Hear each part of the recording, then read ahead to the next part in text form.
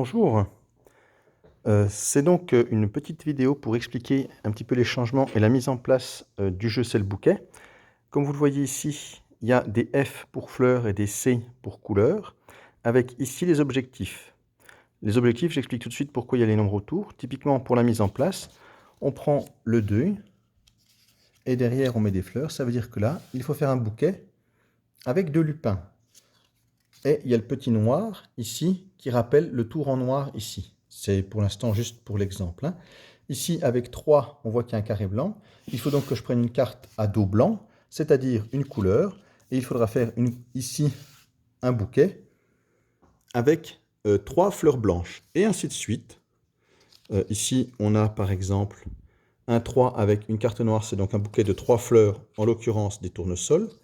Ici, 4 avec du blanc, c'est donc 4 avec une seule couleur, c'est 4 fleurs rouges. Il y a aussi 4 avec 2 fleurs, puisque cette fois il y a 2 cartes. Ce sont donc des bouquets de 4 fleurs avec des tulipes et des primes verts.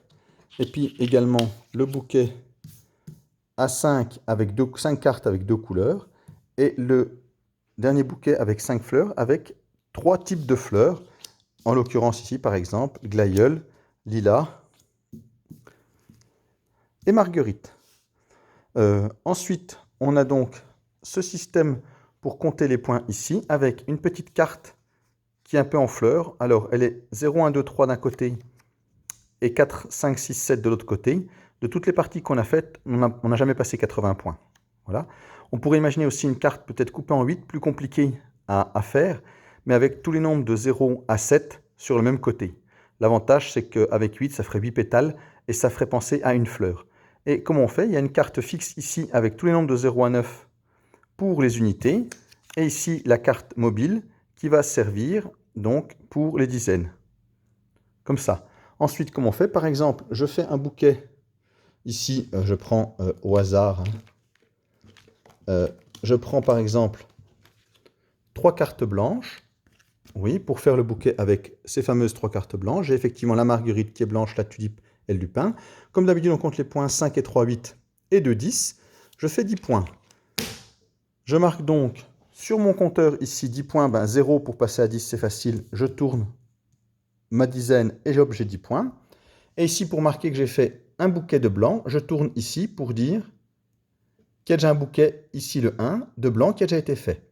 Au deuxième bouquet, au troisième bouquet, au quatrième bouquet, puisque de toute façon c'est prévu pour 4 joueurs, il n'y aura jamais plus de 4 bouquets. Si tout à coup il y a un quatrième bouquet qui est effectué, on retire les cartes du jeu et on sait qu'on ne peut plus effectuer ce bouquet-là puisque les 4 ont été commandés, faits. Ensuite, pour compter, et la dernière astuce de compteur, c'est pour nos points à nous. Ici, on a 0,5, c'est-à-dire que quand on a 0, en fait, on n'a pas de ticket. Dès que je commence à prendre un bouquet, je retourne et je tourne le 1 vers moi pour dire j'ai déjà fait un bouquet. Au deuxième, je tourne d'un quart de tour, au troisième et au quatrième. Et si je dois faire un cinquième bouquet, ce qui est les conditions de fin de partie, le cinquième bouquet, je retourne, j'ai fait mes 5 bouquets.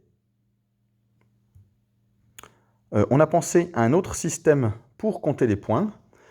Ce sont ici avec des cartes 1, 5, 10, 20. Voilà, avec les cartes qui sont recto verso. Ouais. On a testé les deux. Celui-là, avec le petit compteur, les gens étaient ravis. Ils ont dit, mais est-ce que c'est astucieux, est-ce que c'est une bonne idée, etc. Typiquement, si j'ai par exemple 20 points, mettons j'ai 22, allez, soyons fous, j'ai 26 points. J'ai 26 points, je marque 18 points par exemple. 26 plus 18, ça fait 44. Hop, je retourne. Je trouve le 4. Je trouve le 4 et 44 points. Voilà mes 44 points. Merci de votre attention et à bientôt.